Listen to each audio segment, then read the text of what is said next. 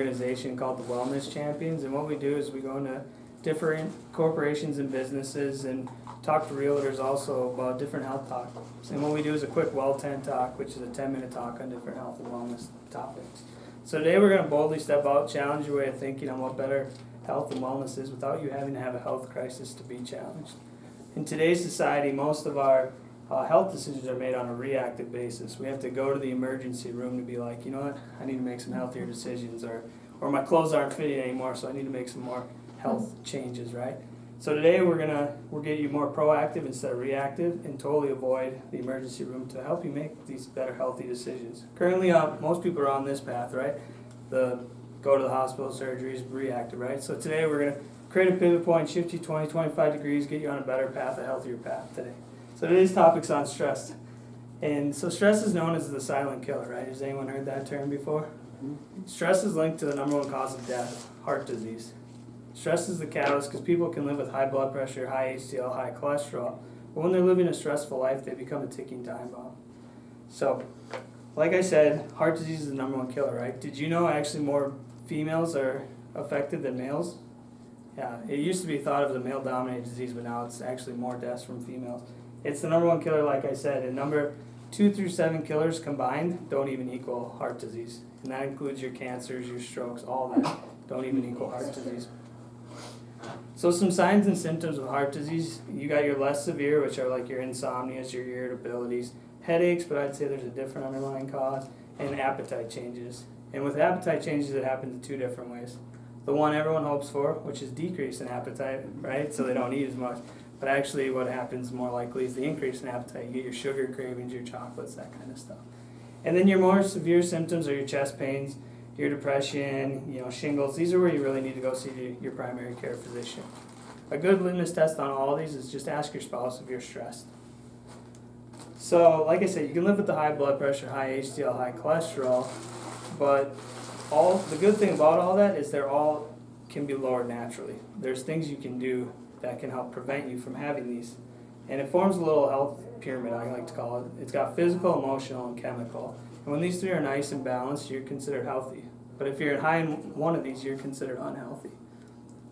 So like I said, you have those pyramid. With the physical stressors, these are a lot what I see in my office. These are like the nagging injuries. People just say, I deal with it, I power through it, it comes and goes. If you ever heard those terms before, those are the ones that concern me because they really are replacing a healthy event for an unhealthy event. That means instead of jogging, they're being sedentary, they're not moving right. So you're replacing a healthy event for an unhealthy event. So some stressors are car accidents, surgeries, some sports injuries. The ones that really concern me are the repetitive lifting injuries and the repetitive movements. And then the big one that kind of impacts you guys is posture, right? You guys are always on the computer trying to find that hot listing, or you're driving around a lot. So these are sitting like this all day have a big impact on your health. So some solutions you can do, mainly it's just get up and move. That's what it comes down to, your yogas, your exercising, group fitness, all that kind of stuff. Team sports, those are good. And my recommendations on this is 20 minutes 3 times a week at a minimum. If you can do that, that's at least pretty good. And then if you can't do that, at least 1 hour a week. I know it adds up to the same, but and then if you're not doing an hour a week, right, you're not doing it at all. So some emotional stressors. Who's ever been the bride, seen the bride the day before the wedding, or the family, right? Super stressed out. Promotions are good because you get more money, but now you have more job, more responsibility, stuff like that. Having a new baby, anyone been part of that, right? All of a sudden you're not sleeping as much, you got to carry someone else around with you, all that kind of stuff. And the one that's big with you guys is buying a new home. You guys have been there, right? It's not the most enjoyable process, and you guys see it all the time. And then holidays, we have Thanksgiving coming up, right? It's great to have the family in town, but who's going to pick them up from the airport? Who's going to cook the food? Who's going to do all that, right? So some solutions you can do. My favorite one's create a stop doing list. I know you can't cut everything out of your life that's stressful, but you make a list of everything that does cause stress in your life. If it's really not that important, just cut it out. Meditation, prayer, just taking a little bit of time throughout the day. Reading positive books, affirmations, that kind of stuff. And then downtime, 10 minutes a day. The studies show that if you just go in a dark room, no stimuli, anything like that, and sit in a dark room, you refocus, reprioritize, and actually have more energy for the second half of the day. And then some physical activity, so they have a dual benefit. They have the emotional and physical. My favorite though is to say the word no. I know it's hard to say no all the time, but it's a lot easier to say yes, right? So we say yes to a lot of things and it just makes our list even bigger and more stress. So some chemical stressors. We don't talk a whole lot about nutrition. We can do another talk on nutrition sometime, but mainly what it comes down to is we're always on the go, right? We're eating the fast foods, we're drinking the Starbucks all the time, right? We're considered the caffeinated nation, but we're actually the most fatigued nation in the world. And then medications. Did you know 100,000 people die from properly prescribed drugs a year? That's properly prescribed. They actually created a term called nosocomial, which means hospital-related death or injury. And it's the third leading cause of death in all of America. That's terrifying. Yeah. So like I said, we don't talk much about nutrition because we do that on an individual basis. Everyone's got different goals, different age, gender, all that stuff. And we like to sit down and make sure it's geared towards someone.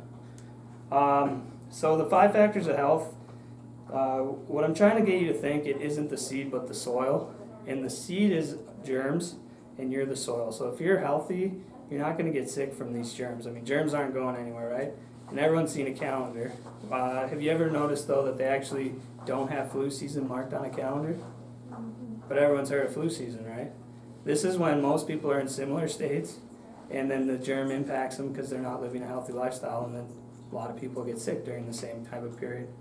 So the 5 key factors to health are nutrition, exercise, sleep, stress, positive mental attitude, so not focusing so much on the negative, which it's hard not to do, right, and focusing more on the positive, and then nervous system activity. You can live 40 days without food, 5 days without water, and 0 seconds without a nervous system. Anyone know Christopher Reeves? Right, Superman, right? He fell, broke his neck. He couldn't even go outside because he couldn't really regulate his body temperature because he didn't have a nervous system anymore. So I didn't introduce myself as a chiropractor, but that's what I do. If I said chiropractor, most people would be like, oh, I got neck and back pain, right? That's all you would think, even though we have a lot of natural ways that we can deal with some things. So this is my picture of a spine, which, sorry, I don't have, but when the 90% of the nervous system is focused on moving and autonomic function, only 10% is focused on pain. So if you think about it, if you're feeling pain, what is that other part of the nerve doing? So when people come in with neck pain, I'm looking, where are those nerves going? Are they going to the head? Are they going to the thyroid?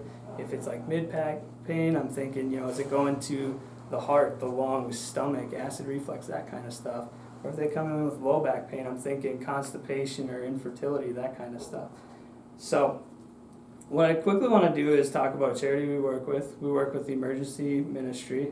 This is a group that helps first responders. They go with them, and they're the people that console them. Because, first responders, they live a pretty tough life, right? And the Emergency Ministry is there to give them someone to talk to kind of unplug before they have to go back to the real world. So what we like to do is, as a thank you for allowing us to come in, is we offer today and today only our exam and consultation. Instead of $150, we offer it for $20. And what we do with that $20 is we donate it to that charity. We do it today and today only, kind of give you that extra motivation, right? Where there's 1 or 2 reasons people don't come into the office. One's cost, which we just took care of with the donation, and then the second's procrastination. So that's why we do it today and today only, because procrastination is the thief of health. So if any of this stuff resonates with you, if you want to get on that different path instead of being on reactive, being more proactive, Dr. Sean's in the back.